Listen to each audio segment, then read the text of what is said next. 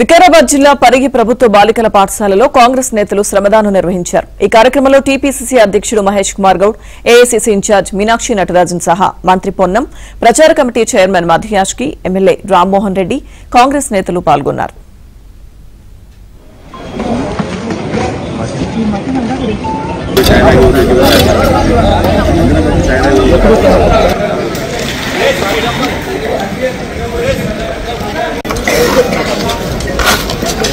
మీరు కొంచెం